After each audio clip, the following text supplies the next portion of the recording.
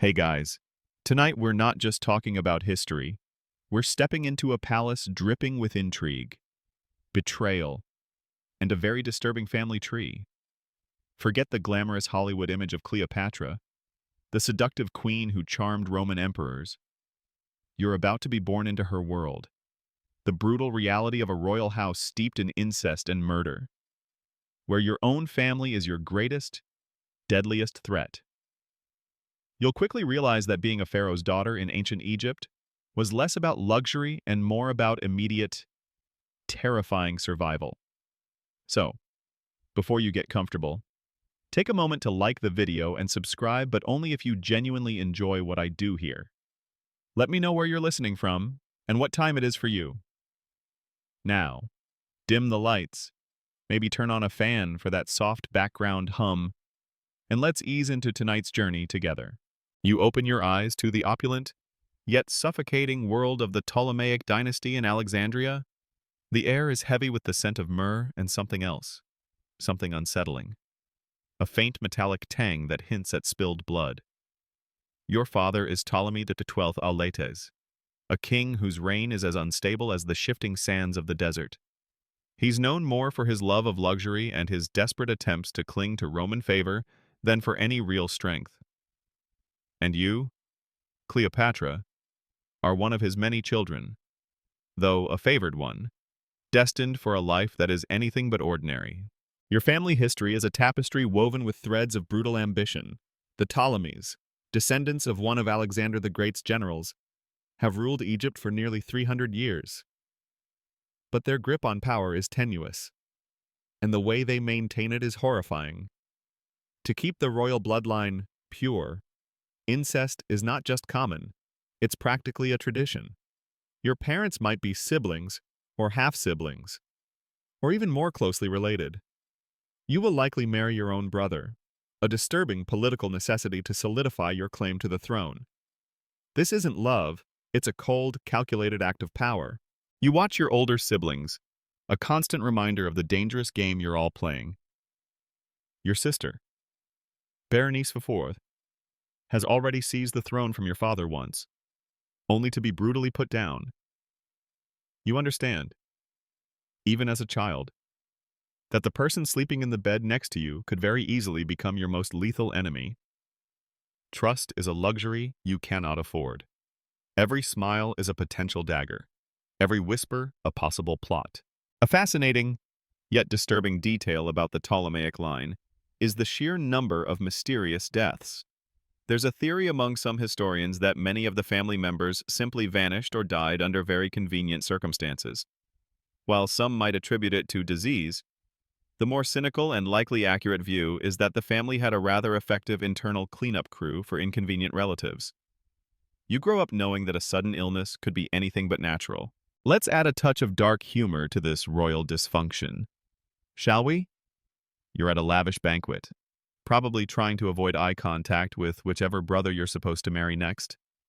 And your father is complaining about the cost of maintaining the palace guard.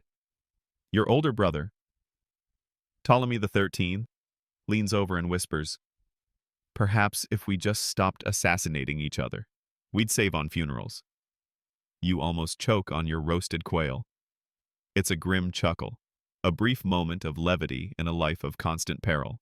The academic debate about the true extent of incest's impact on the Ptolemaic family's health is ongoing. While ancient sources mention it, modern historians and geneticists grapple with whether specific physical or mental infirmities can be definitively linked to their inbred lineage, beyond the obvious political instability it caused.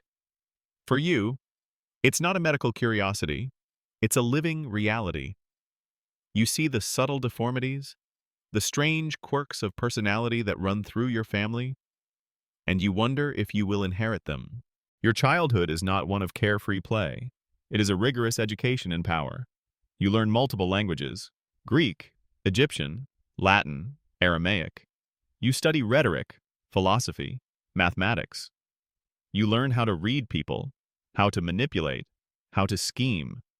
Your tutors are not just teaching you academics. They are teaching you how to survive in a viper's nest. You are being groomed to be a queen, a ruler, but also a ruthless survivor. The concept of divine right is not just a phrase, it's a shield. You are told that you are a living god, a descendant of the pharaohs and even the Greek gods. This isn't just propaganda, it's a psychological weapon. It instills fear in your subjects and, more importantly, it justifies your brutal actions. You can kill, betray, and manipulate, because you are merely fulfilling the divine will. It's a terrifyingly convenient excuse for absolute power. As you drift off to sleep, the sounds of the palace settling down around you, the rustle of servants, the distant cries of night birds, you know that even in slumber, danger lurks. You are a princess in a gilded cage, a pawn in a deadly game. Your family is your greatest asset, and your most potent threat. And you know, deep down, that to survive, you will have to be more brutal, more cunning, and more ruthless than anyone who came before you.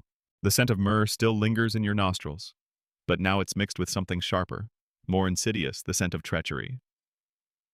You are no longer just a child, a pawn in your family's deadly game. You are a young woman, a princess on the cusp of power, and the air in the palace is thick with intrigue.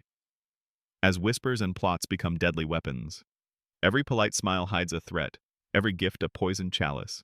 You learn early that power in Alexandria isn't inherited, it's seized.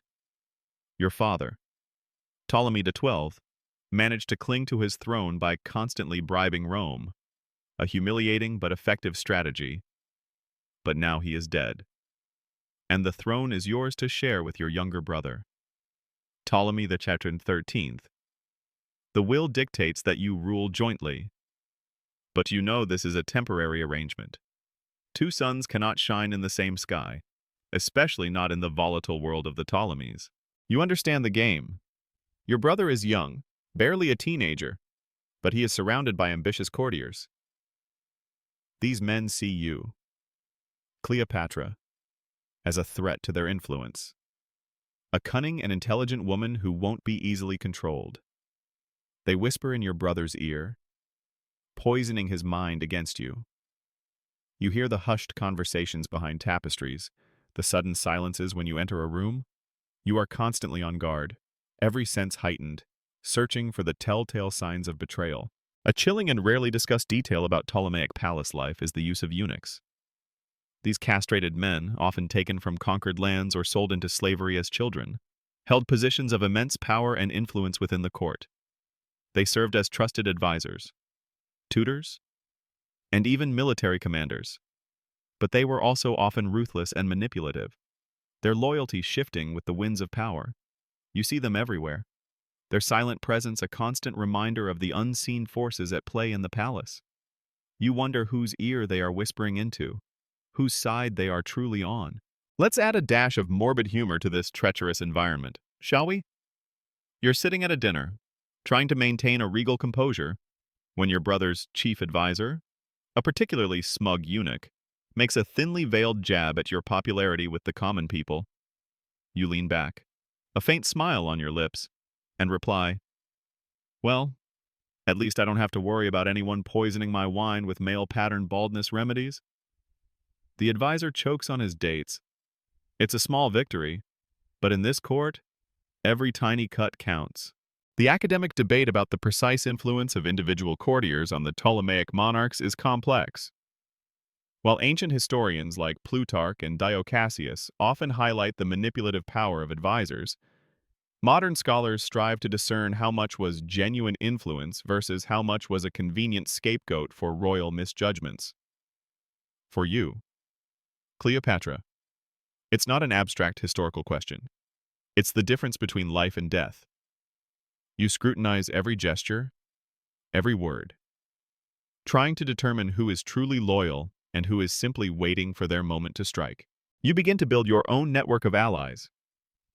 You cultivate relationships with the loyal commanders of the army, the sympathetic priests of the temples, and even the influential merchants of Alexandria. You know that you cannot rely on blood. You must rely on cunning and a shrewd understanding of human nature. You reward loyalty lavishly and punish betrayal with swift, brutal efficiency.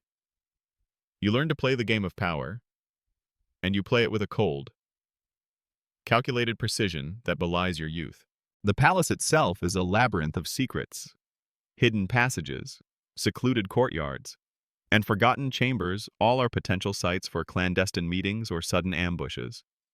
You learn to navigate this architectural maze, always aware of who might be listening, who might be watching. Even the most seemingly innocent servant could be an informer, their eyes and ears extensions of your enemies. You trust no one completely, not even your closest advisors. Paranoia is not a weakness. It is a vital survival instinct. As you lie in your lavish bed, the sounds of the palace now eerily silent, you listen to the distant murmur of the Nile. You know that your position is precarious, your power a fragile thing built on the shifting sands of loyalty and ambition. Your brother, Ptolemy XIII, is becoming bolder, his advisors more audacious. You feel the tightening noose of their plots, the growing certainty that a confrontation is inevitable. But you are Cleopatra, and you have survived thus far by being smarter, more ruthless, and more daring than your rivals. The scent of treachery might fill the air, but you are learning to breathe it in, to understand its nuances, and to use it as your own weapon. The scent of treachery is now a suffocating cloud. You've been driven from Alexandria, exiled by your brother, Ptolemy XIII, and his ambitious advisors. Your power is gone, your throne usurped. But even in exile, you are still Cleopatra, and your greatest weapon is not an army, but your infamous allure. This is the brutal truth of beauty's brutal price, where your famed charm is not just a gift, but a carefully wielded tool for power. With a terrifying cost, you understand that your face, your voice, your very presence can be a force. The Greek and Roman writers, who would later immortalize you as a temptress, often missed the point. You were not merely beautiful. You were captivating because you were intelligent, multilingual, and possessed an uncanny understanding of human nature. You could charm a snake, and more importantly, you could charm a general. But this power comes with a price. You are always on display, always performing, always calculating. Your true self is a carefully guarded secret. You know that your only path back to power is through Rome.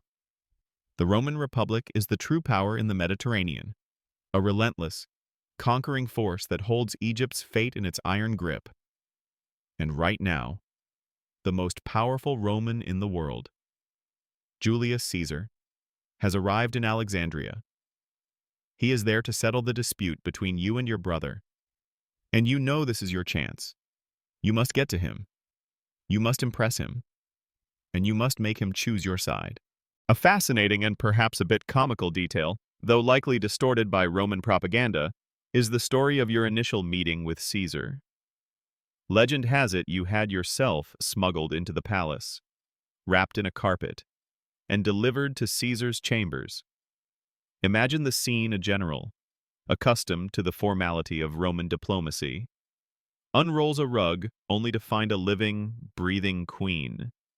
While the carpet might have been more of a large sack or a laundry bag, the sheer audacity of the act speaks volumes about your desperate ingenuity. You are literally presenting yourself as a gift, a human package of political power.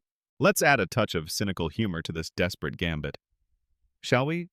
You're being smuggled into the palace, probably feeling quite seasick from the journey, and the guard carrying you stumbles. You hear his muttered curse and you think, great. After all this, I'm going to arrive looking like a wrinkled tapestry and smelling of camel sweat. So much for allure. It's a grim chuckle, a brief moment of self-deprecating humor in a terrifying situation. The academic debate about your actual physical beauty is ongoing. Roman sources, often biased, sometimes describe you as less conventionally beautiful and more charming or intelligent. Modern historians often suggest that your power lay in your intellect, your charisma, and your ability to speak multiple languages, rather than just your looks. For you, Cleopatra, it doesn't matter what historians will debate centuries later. All that matters is that you captivate Caesar. You are a living advertisement for your own cause, and every word, every gesture, every calculated glance is designed to achieve your aim. You meet Caesar, and you are not the desperate, exiled queen. You are a queen, even without a throne. You speak to him in his native Latin, then in his own Greek, showing off your linguistic prowess. You charm him with your intelligence, your wit, your understanding of Roman politics. You discuss philosophy, strategy, and the nuances of Egyptian governance. You make yourself indispensable, a valuable ally rather than a supplicant. The cost of this allure is immense. You are not a woman who can truly relax, who can truly be herself. Every interaction is a performance. Every relationship, a negotiation. You are constantly aware of your image, of how you are perceived. Your emotions are a tool, carefully deployed to achieve your aims. You learn to cry on cue, to feign indignation, to project an aura of vulnerable strength. It's an exhausting, relentless act. As you spend your nights with Caesar, solidifying your alliance, you know that your body is not just your own. It is a political instrument, a vessel for the continuation of your dynasty. You bear his child, Caesarion, a son who is both a gift and a burden. He is a symbol of your power, a claim to legitimacy, but he is also a hostage to fortune, a pawn in the dangerous game you are playing. Your life is not a romance. It is a brutal, calculated struggle for survival. And you use every weapon at your disposal, even your own body, to win. The scent of success is intoxicating, a heady mix of power and control. You have charmed Caesar, secured his support, and reclaimed your throne. Your brother, Ptolemy XIII, drowned in the Nile during a chaotic battle, a convenient accident that consolidates your power. But now, your greatest challenge arrives not another sibling, but Rome's hungry gaze. Two Roman titans, Caesar and later Antony, see you as a prize, and your survival, your very dynasty, depends on their fleeting affections. Julius Caesar, the most powerful man in the world, becomes your protector, your lover, and the father of your son. Caesarion. You travel with him to Rome, a dazzling, terrifying city that dwarfs even Alexandria. You are treated like a queen, honored and celebrated. You live in his villa, a lavish home on the Tiber River, and you are introduced to the most powerful men and women in the Roman Republic.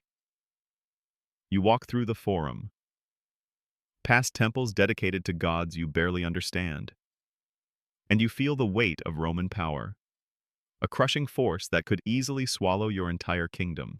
But this grand alliance is built on shifting sands. You are a foreign queen, an exotic curiosity, and many Romans resent your influence over Caesar. They whisper behind your back, call you a temptress, a sorceress who has bewitched their great leader. You feel their cold stares, their thinly veiled contempt. You are a guest in their city, but you are also a prisoner of their politics. And you know that Caesar's protection is your only shield. A chilling and rarely discussed detail about your time in Rome is the sheer danger of your position. Caesar had powerful enemies, men who saw him as a tyrant, a threat to the Republic.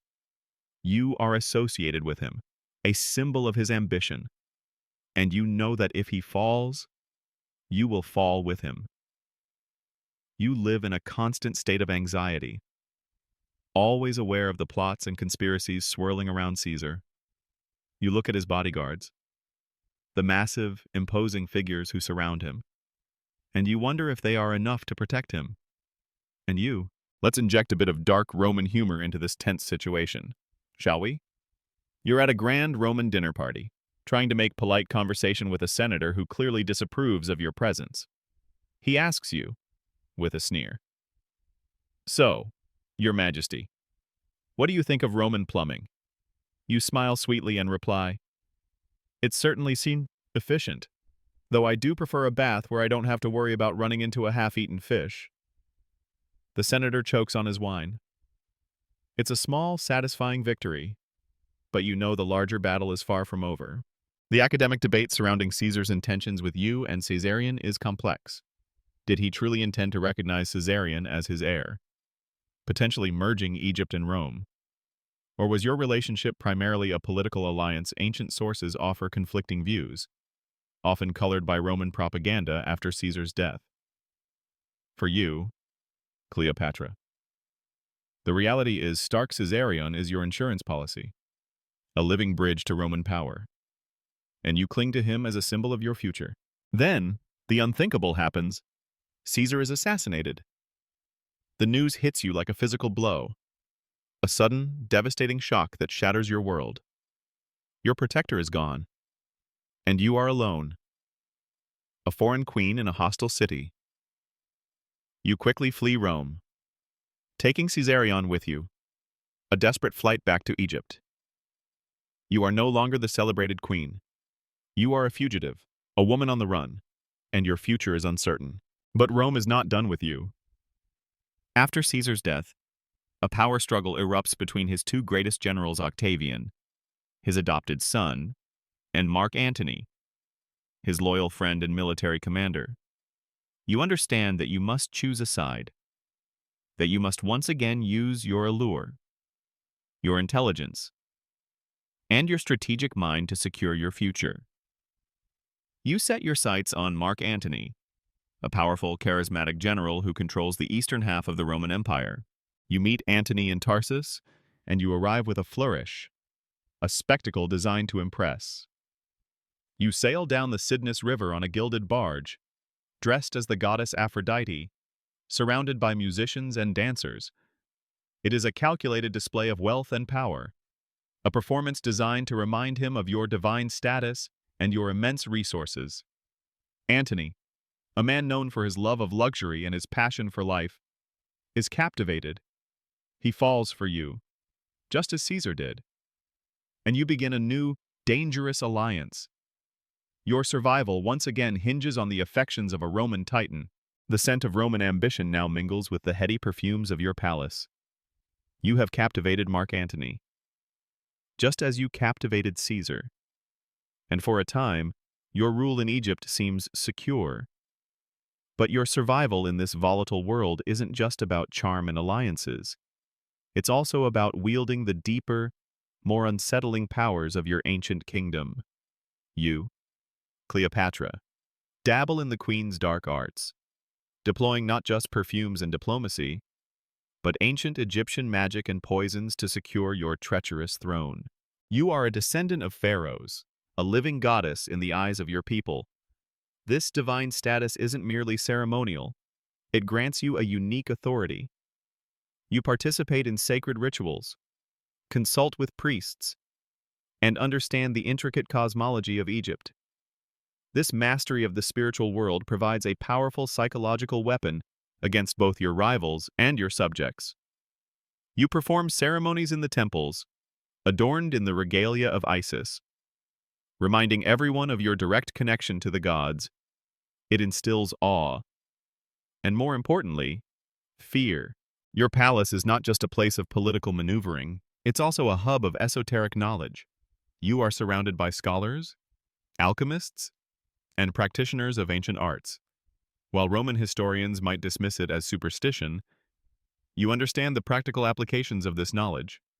You learn about medicinal herbs, potent remedies, and more darkly, the art of poisons. In a world where a sudden illness is often a convenient way to eliminate a rival, understanding toxicology is a vital survival skill. You discreetly gather information about various concoctions, their effects, and their antidotes. It's a grim education, but a necessary one. A chilling and rarely discussed detail about your supposed dabbling in poisons comes from ancient sources, particularly those hostile to you. They claim you experimented with different toxins on condemned prisoners, not out of cruelty, but to understand their effects and how quickly they acted. Imagine the scene: a queen, calm and calculating, observing the agonizing death of a criminal, meticulously noting the symptoms. This grim scientific inquiry, if true, highlights the ruthless pragmatism required to survive in your position. It's not about sadism, It's about preparation. Let's add a touch of dark, royal humor to this chilling reality, shall we? You're at a private tasting, discreetly testing a new blend of scented oils, when your chief taster, a nervous old man, subtly spits out a mouthful. He gives you a wide-eyed look. You raise an eyebrow and ask, "Too much frankincense? Or did we accidentally discover a new way to end civil wars?" He quickly bows and rushes off. It's a silent joke, a morbid understanding between you and your inner circle about the constant dangers lurking beneath the surface of palace life. The academic debate about the actual extent of your involvement in the dark arts or systematic poisoning is complex.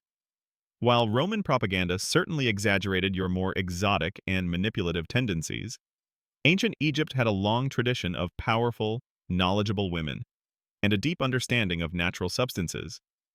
Modern historians strive to separate the sensationalism from any genuine historical practice. For you, Cleopatra, these aren't just legends. They are potential tools. You cultivate an aura of mystery and power, allowing whispers of your unique knowledge to spread, making your enemies think twice before crossing you. Your personal guard, made up of loyal Egyptians and even some Roman veterans, is fiercely devoted to you. You reward their loyalty handsomely, but you also instill in them a deep sense of awe and reverence. They believe in your divine status, in your connection to the ancient gods. This devotion provides an unshakable inner circle, men who would face any threat for you, convinced they are serving not just a queen, but a living deity. The line between medicine and poison is thin and constantly blurred in your world. The same herbs that can cure a fever can also kill a man. The same knowledge that allows a priest to heal can also be twisted for nefarious purposes. You understand this duality deeply. You command the resources of Egypt's vast natural pharmacopoeia, from rare desert plants to the venoms of its deadliest creatures. This mastery of the hidden properties of nature gives you an unparalleled advantage in a court where unseen threats are the norm. As you conclude your rituals for the night, the flickering lamplight casting long shadows across your private chambers, you feel the weight of your choices. You are not just a ruler, you are a survivor in a world where power is absolute and danger is constant. You have used charm, intelligence, and now, the subtle, terrifying arts of ancient Egypt to maintain your throne. You are a queen forged in fire and steeped in secrets, and you know that to rule, you must sometimes walk in the shadows. The whispered rumors of your dark arts serve their purpose, keeping rivals at bay. But even with Antony by your side, your grip on power remains tenuous, and the price of your survival is often paid by the most vulnerable. For you, Cleopatra. The children of the royal household are not merely heirs. They are pawns in a ruthless game, their lives constantly hanging by a thread. This is the disturbing reality of the royal nursery's secrets.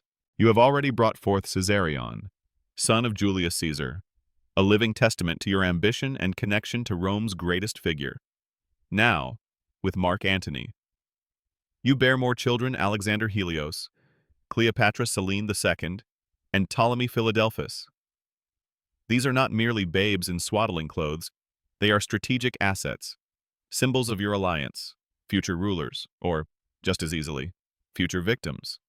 Their existence intertwines their fate inextricably with the shifting tides of Roman politics. The nursery, for all its silks and servants, is a gilded cage. Your children are constantly guarded, constantly observed. Every cough, every fever, every fall is met with a flurry of concern, not just for their well-being, but for the political repercussions. A sickly child weakens your dynasty. A healthy one strengthens it. They are tutored from a young age in Greek and Egyptian, learning the history of their ancestors and the languages of power. They are dressed in royal finery, paraded before the court, and taught to carry themselves with the regal bearing befitting future monarchs. A chilling and rarely acknowledged detail about royal children in ancient times is their frequent use as hostages or political leverage. When you are negotiating with a powerful Roman general, or attempting to appease an angry populace, offering one of your children as a ward, a betrothal, or even a literal hostage, is a grim but common tactic. Imagine the agonizing choice to protect your child, or to sacrifice their freedom for the survival of your throne. You know this possibility looms over their innocent heads. Let's inject a bit of dark, parental humor into this precarious situation, shall we? You're trying to teach young Caesarion the intricacies of Egyptian hieroglyphs, and he's more interested in playing with his toy lion. Frustrated, you sigh. Darling, if you don't learn this, how will you ever decipher the assassination plots written on the palace walls? He just blinks at you, utterly bewildered. It's a joke, but it holds a kernel of terrifying truth. The academic debate about the childhood experiences of royal offspring in ancient Egypt is fascinating. While we have records of their education and ceremonial roles, deciphering their emotional lives or the true impact of their dangerous existence is challenging for modern historians. Were they truly loved, despite being political tools? Or were they raised in an environment of cold, calculated ambition? For you, Cleopatra, it's a constant tightrope walk between motherly affection and queenly pragmatism. You love your children fiercely, but you also understand their strategic value. Your children are not allowed the carefree childhood of commoners. Their lives are meticulously planned, their days filled with lessons in diplomacy, military strategy, and the treacherous art of courtly intrigue. They are taught to be suspicious, to trust no one outside your closest circle, and to constantly observe their surroundings. They learn the subtle cues of danger, the slight shift in a courtier's eyes, the unexpected silence in a crowded room. Survival is their most important lesson. The constant threat of assassination isn't just for you, it extends to your children. A rival, a disgruntled general, or even an ambitious cousin could target them to weaken your claim. You employ a network of loyal guards, food tasters, and trusted nurses. But you know that vigilance is never absolute. Every meal, every journey, every moment is fraught with unspoken peril.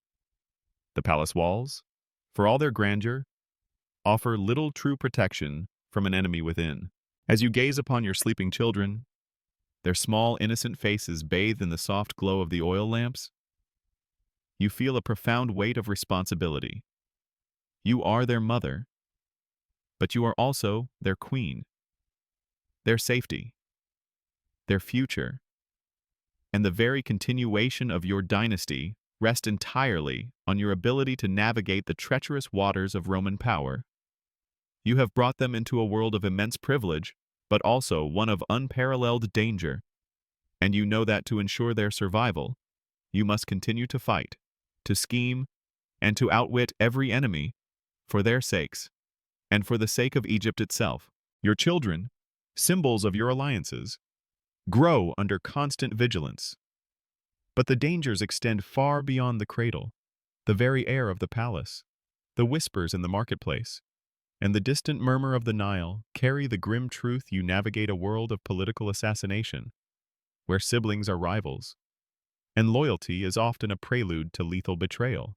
You, Cleopatra, are no stranger to this brutal reality. Your own sister, Arsinoe IV, was a constant thorn in your side. She sided with your brother, Ptolemy XIII, during the Alexandrian War, and even after his defeat, she continued to be a potential rallying point for your enemies. You understood that her existence, however distant, was a direct threat to your reign. You could not afford sentimentality, so you made a ruthless decision. With Mark Antony's permission, you orchestrated her assassination. Imagine the cold calculation sending agents to Ephesus, where she had sought refuge, to silence her permanently. The official story would be vague, perhaps an illness, but the truth would be known in the shadowy corridors of power. This act, while horrifying to modern sensibilities, was a grim necessity for survival in the Ptolemaic court. It solidified your position.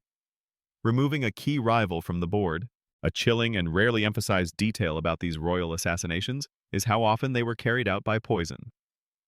It was a favored method, leaving little trace and often mimicking natural illness. Ancient texts describe subtle, slow-acting poisons that could make a rival appear to waste away from a mysterious malady, or swift ones delivered in a celebratory drink. You learn to trust no one's offering, to always have a food taster, and to observe every subtle twitch in a servant's hand. Paranoia isn't a flaw, it's a vital survival tool.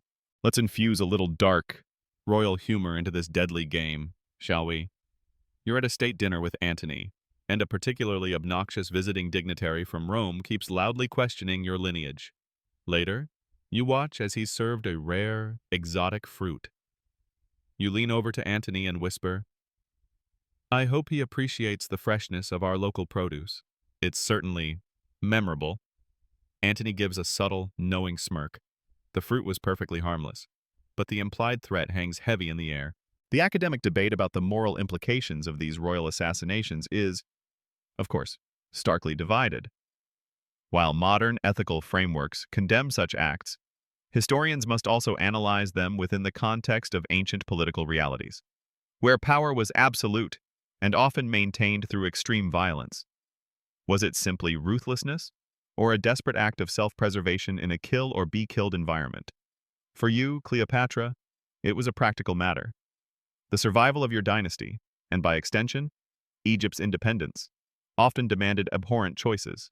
Your reliance on personal loyalty is paramount. You surround yourself with men and women who have proven their devotion, not through blood, but through service and shared peril. These are the people you trust with your life, and with the lives of your children. They are your eyes and ears, your confidants, and your instruments of justice. You reward them richly, but you also demand unwavering, absolute loyalty.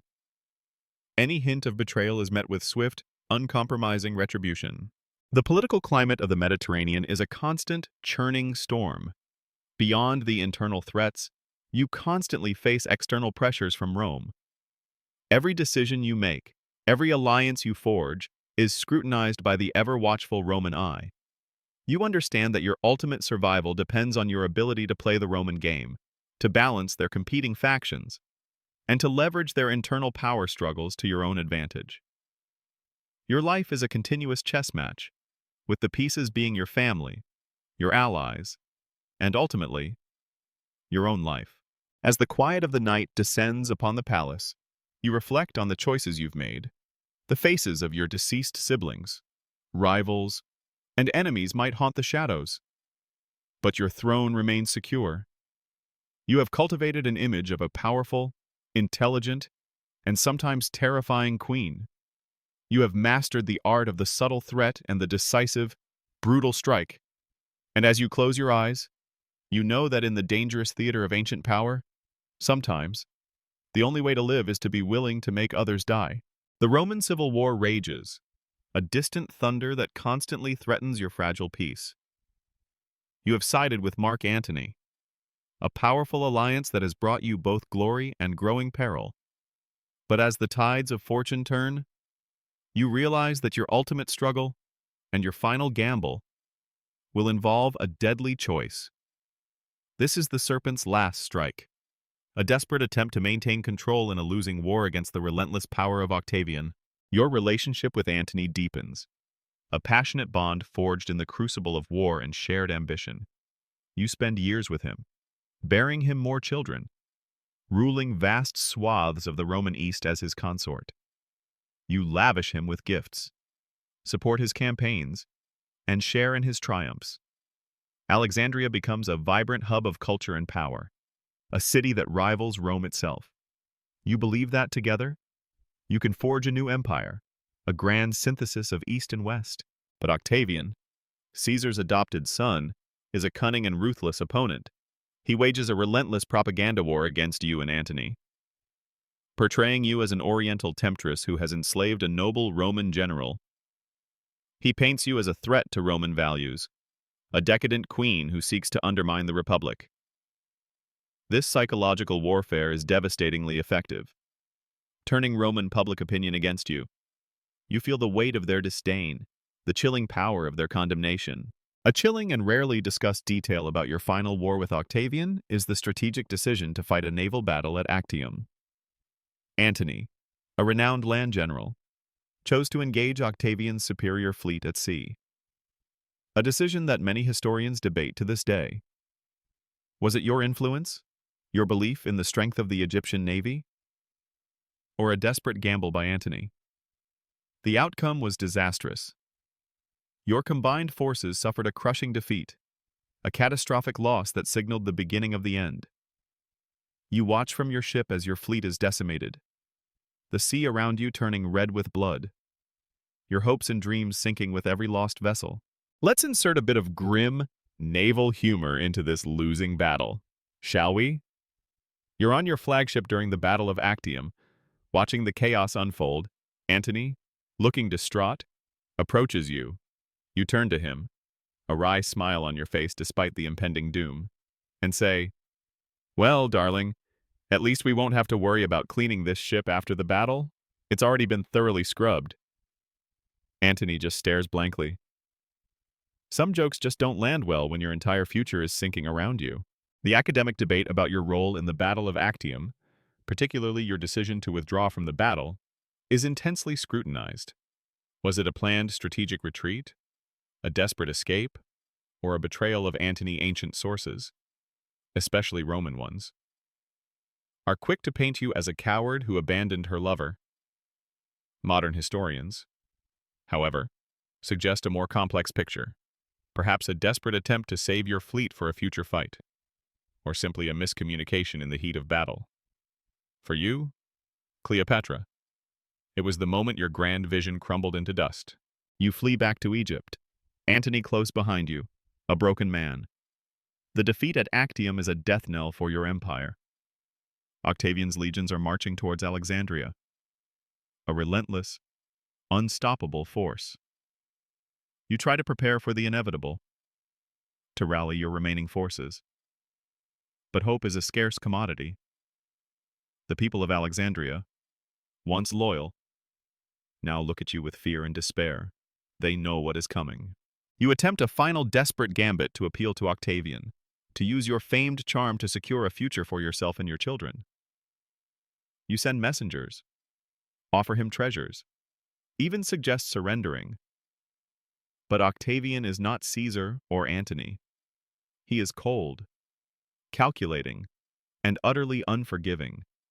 He sees you not as a potential ally, but as a prize, a symbol of his ultimate victory. He wants you alive, to parade you through Rome in his triumph, a humiliating display of his conquest. As the Roman legions breach the walls of Alexandria, the sounds of battle fill the air. Antony, believing you are dead, falls on his own sword, a final tragic act of despair.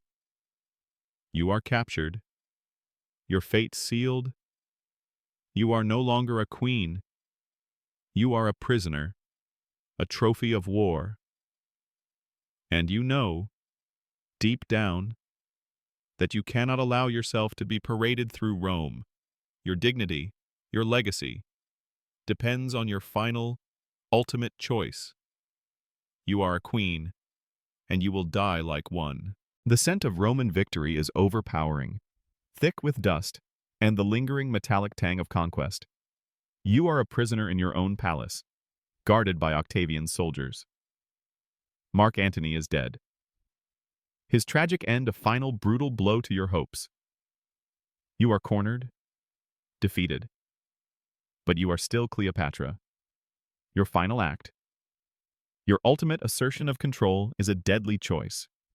This is the serpent's last strike, not against an enemy, but against your own fate. You are held in a secluded part of the palace, perhaps the very rooms where you once charmed Caesar. Octavian, the cold and calculating victor, sends messengers.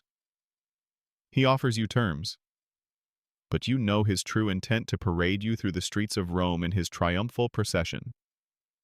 A humiliating spectacle that would shatter your royal dignity and drag your beloved Egypt into utter disgrace. You, a queen who once walked as a goddess, will not be reduced to a captive on display. You understand the power of symbolism. Your life has been a carefully constructed narrative of power, allure, and divine right.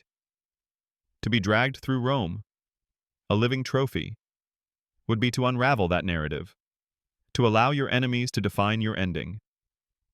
You refuse to give Octavian that satisfaction. Your death will be on your own terms. A final, defiant act of sovereignty. A chilling and rarely discussed detail about your final moments is the method of your death. The common story is that you used an asp, a venomous Egyptian cobra, to bite you. While dramatic and fitting for a queen associated with the serpent, historians still debate the exact creature or even the precise method. Some theories suggest a highly concentrated poison, perhaps a hemlock mixture, delivered swiftly and painlessly. The very ambiguity of your death adds to your legend. A final, enigmatic act that defies easy categorization. You are a master of illusion, even in death. Let's insert a bit of grim, final humor, shall we? As you prepare for your end, perhaps you reflect on the sheer theatricality of your life. You might think, well, if I'm going to die, I might as well make it memorable. And for the record, this is far more dignified than being poisoned by my brother's bad cooking. It's a dark internal chuckle, a final act of defiance that even in your darkest hour, you retain your sharp wit. The academic debate about the exact cause and nature of your death is one of the most enduring mysteries of ancient history. Was it truly an asp, or another form of self-administered poison? Were there witnesses, or was it a solitary act? The Roman accounts, written by your conquerors, often aimed to present you as an exotic, passionate, yet ultimately defeated foreign queen. Modern historians meticulously examine every scrap of evidence, from archaeological findings to textual analysis, to discern the truth from the layers of propaganda and legend. For you, Cleopatra, the how doesn't matter as much as the why to escape humiliation and preserve your legacy. You dismiss your last loyal servants, ensuring they will not be implicated in your final act. You compose a final letter to Octavian, a plea for your children's safety, a last attempt to control the narrative even after your demise. You choose your moment, perhaps after a final bath, adorned in your most regal attire. You are not a woman in despair. You are a queen making a strategic decision, a final, powerful assertion of will. The venom, or poison, works swiftly. You feel a sudden warmth, a quick numbness spreading through your limbs. The pain, if any, is fleeting. Your breath becomes shallow. Your heart slows. You are dying. But you are dying as a queen, defiant to the very end. The sounds of the palace, the distant Roman shouts, fade into a soft, comforting hum.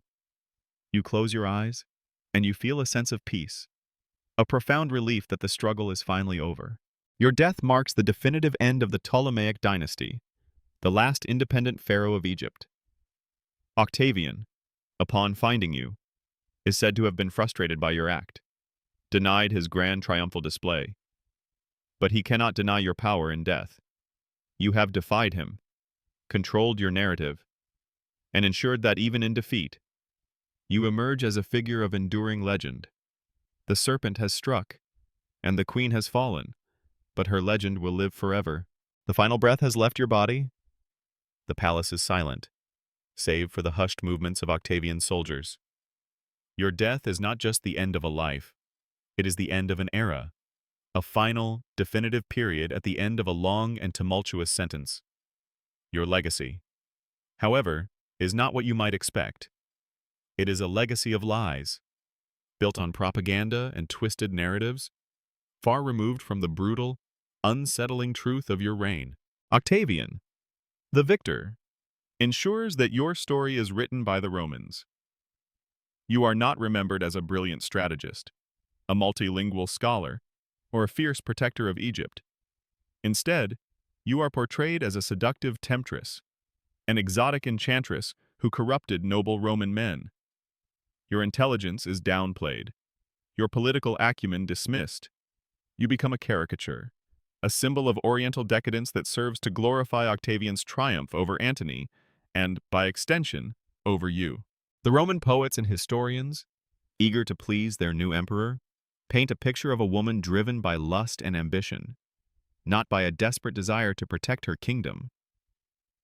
They focus on your relationships with Caesar and Antony, stripping them of their political complexities and reducing them to mere affairs of the heart. The intricate web of alliances, the ruthless decisions, the constant struggle for survival all are swept aside in favor of a simpler, more salacious narrative. A disturbing and rarely acknowledged detail about your historical portrayal is the deliberate erasure of your Egyptian heritage. You were a Greek Ptolemy, yes, but you embraced Egyptian culture, learned its language, and presented yourself as a pharaoh to your people. The Romans, however, depicted you solely as a foreign, dangerous Eastern queen, a stark contrast to their perceived Roman virtue. This cultural obliteration was a key part of dismantling your image and justifying their conquest of Egypt. Your identity, meticulously crafted throughout your life, is stripped away in death. Let's insert a bit of grim, posthumous humor into this rewriting of history. Shall we imagine you, observing from beyond the veil, watching a Roman playwright furiously scribbling notes? He's depicting you in a scandalous purple toga, dancing for Antony while riding a tame lion. You sigh, or perhaps a ghost of a sigh, and think, a lion? Really, I specifically requested a trained cheetah for dramatic effect, and the toga was clearly emerald green, not purple. Honestly, no respect for historical accuracy, even after death. It's a bitter chuckle, a testament to the fact that even in death, you can't escape the indignity of others' interpretations. The academic debate about the historical accuracy of Roman portrayals of you is one of the most vibrant areas of classical scholarship.